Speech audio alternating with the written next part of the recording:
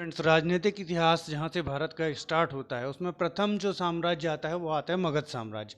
और वहाँ ही बहुत ज़्यादा दिक्कत जाती है कि मगध साम्राज्य में कौन कौन से वंश स्थापित हुए, उनका प्रथम शासक या संस्थापक कौन था और अंतिम शासक कौन था। इसमें आप पढ़ लेंगे, आपको याद हो जाएगा, थोड़ा आगे बढ़ेंगे फिर भूल जाएगा। ये आपके साथ बार बार होता रहता है। तो आज आपको ऐसी ट्रिक्स दे रहे हैं जिससे आप मगध साम्राज्य के जितने वंश आए, जो संस्थापक थे और जो अंतिम शासक थे, वो आप नहीं भूलेंगे।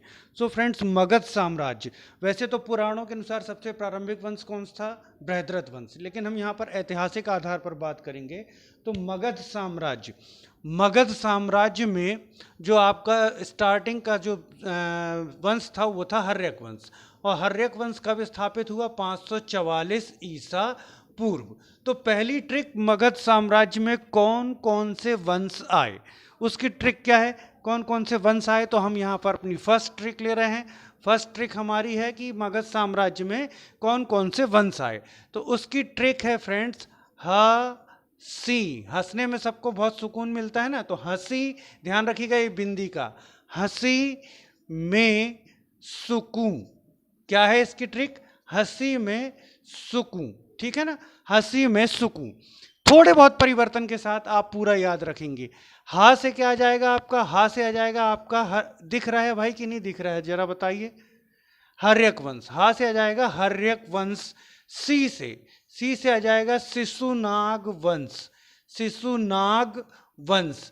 बिंदी को नहीं भूलना है, बिंदी मतलब ना का उच्चारण। ना का उच्चारण आया तो नंद वंश, ठीक है ना, नंद वंश। हर्यक वंश, शिशुनाग वंश, नंद वंश। हंसी में सुकून, आपको हंसने में बहुत सुकून मिलता है। माँ, यहाँ में से माँ लेना है। माँ से क्या आ जाएगा? मौर्य वंश। ओके, मौर्य वंश। सु से क्या आ गया आपका? सु से आ जाएगा आपका, बताइए, सुंग वंश। सु से आ गया आपका सुंग वंश। ओके, और का, यहाँ पर कु से का लेना है। का से आ जाएगा आपका कण्व वंश।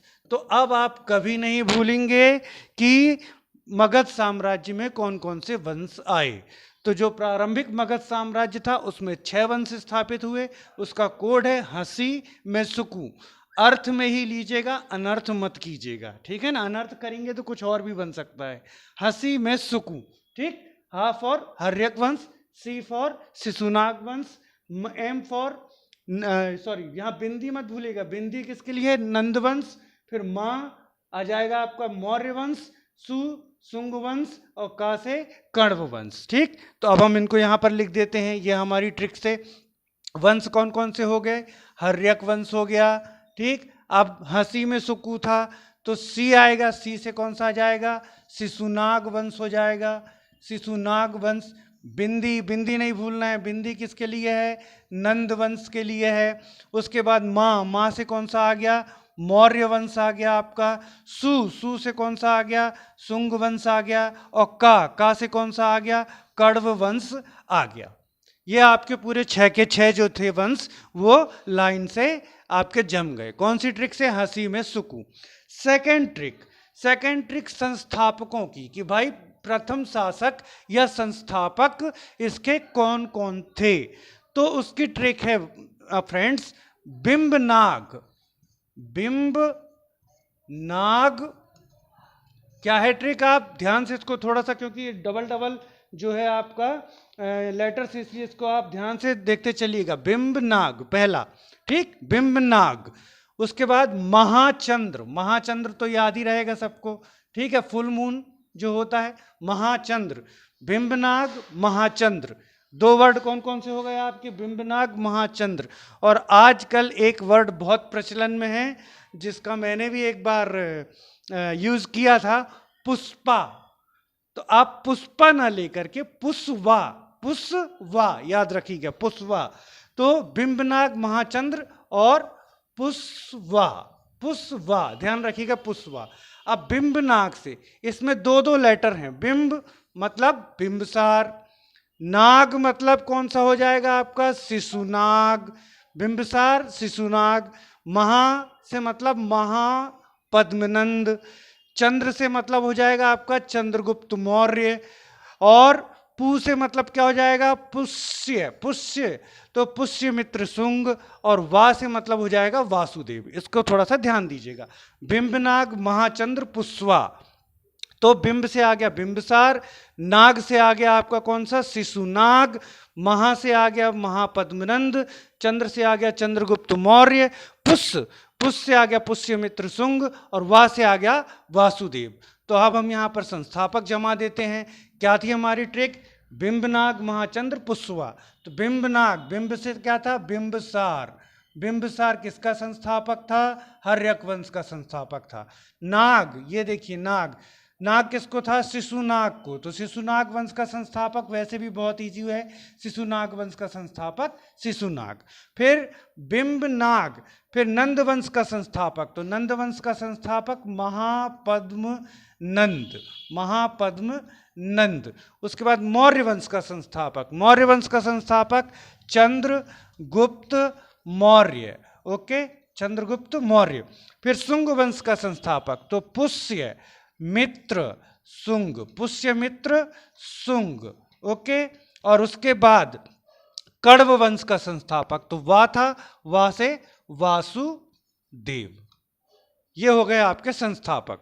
ओके फ्रेंड्स, फिर से मैं ट्रिक दोहरा दे रहा हूं। बिंबनाग महाचंद्र पुष्वा, बिंबनाग महाचंद्र पुष्वा, बिंबनाग से बिंबसार और शिशुनाग, महाचंद्र से महापद्मनंद और चंद्रगुप्त मौर्य, पुष्वा, पुष्य से पुष्यमित्र शुंग, और वा से वासुदेव। ये हो गए संस्थापक।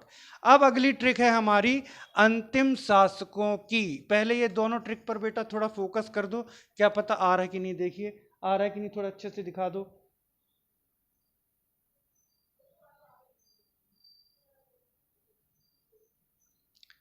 ओके फ्रेंड्स, हो गया ये।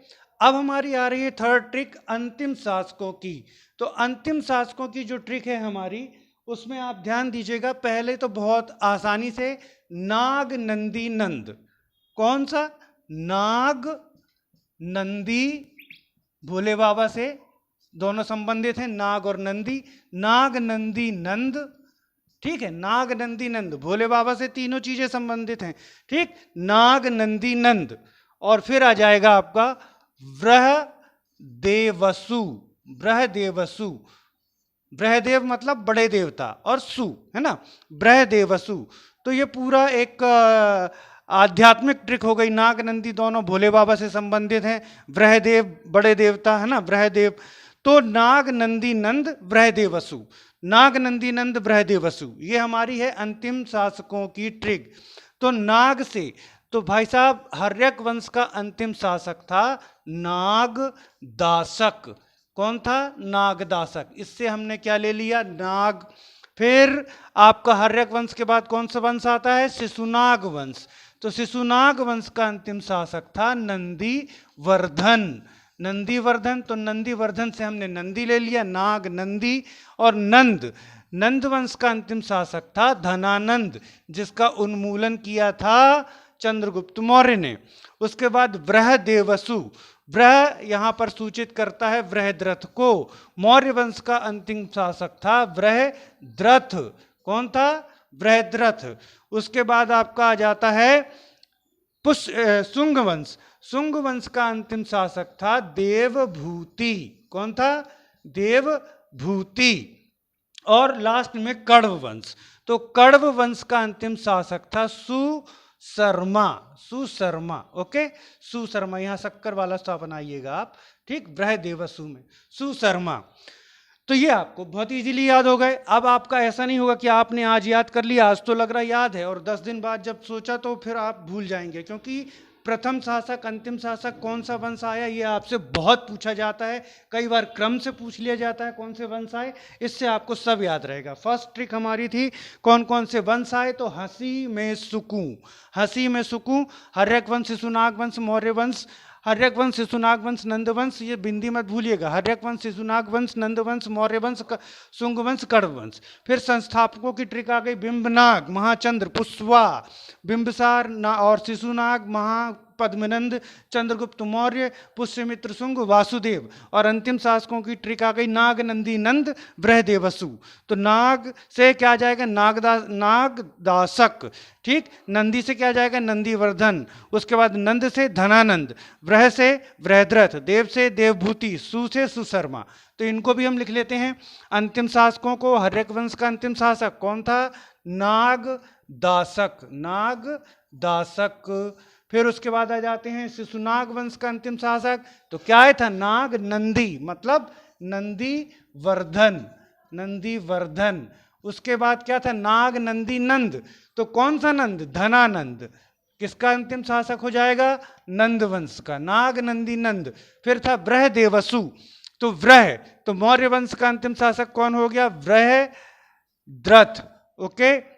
उसके बाद आ जाता है शुंग, तो शुंग क्या था, वृहदेव, तो देव से क्या जाएगा, देवभूति, देवभूति। और क्या था, बृहदेवसु, तो कण्व वंश का शासक सुशर्मा, सुशर्मा, सुशर्मा, सुशर्मा, सुशर्मा, सुशर्मा, आपका ऐसे ही लिखेंगे सुशर्मा, ठीक है ना। तो ये हो गया आपका क्या हुआ, अंतिम शासक। अब इसके काल जरा देख लीजिए, काल कब से कब तक था। तो हर्यक वंश का प्रारंभ हुआ था 544 ईसा पूर्व, बिंबिसार ने इसकी स्थापना की थी, और ये 414 ईसी पूर्व तक जो था चलता रहा। 414 ईसा पूर्व इसका अंत हो गया। 414 ईसा पूर्व फिर क्या हुआ, शिशुनाग वंश की स्थापना हुई, और 414 ईसा पूर्व से ये 344 ईस्वी पूर्व तक चलता रहा। उसके बाद आपका जाता है नंद वंश, 344 से 322 ईसा पूर्व तक क्या रहा आपका, नंद वंश। उसके बाद आ जाता है मौर्य वंश, 322 ईसा पूर्व से 185 ईसा पूर्व तक आपका रहा मौर्य वंश। फिर आ जाता है आपका शुंग वंश, तो 185 ईसा पूर्व से लगभग 73, कहीं कहीं 75 मिलेगा, 73 ईसा पूर्व तक कौन सा था वंश, शुंग वंश। और 73 ईसा पूर्व से आपका कहीं 30 कहीं 40 ईसा पूर्व तक मिलेगा आपको क्या, कण्व वंश। तो ये पूरा का पूरा आप जो मगध साम्राज्य का स्ट्रक्चर आप इससे समझ गए, क्योंकि मगध साम्राज्य में बाकी चीजें तो आप याद कर ले जाएंगे, लेकिन सबसे ज्यादा कंफ्यूजन यही होता है। ये 3 ट्रिक्स बहुत इजी हैं, हंसी में सुकून, ठीक है। फिर आप आ गए बिंबनाग, महाचंद्र पुष्वा, और फिर आप आ गए नाग नंदी नंद, बृहदेवसु। Okay friends, thanks for watching.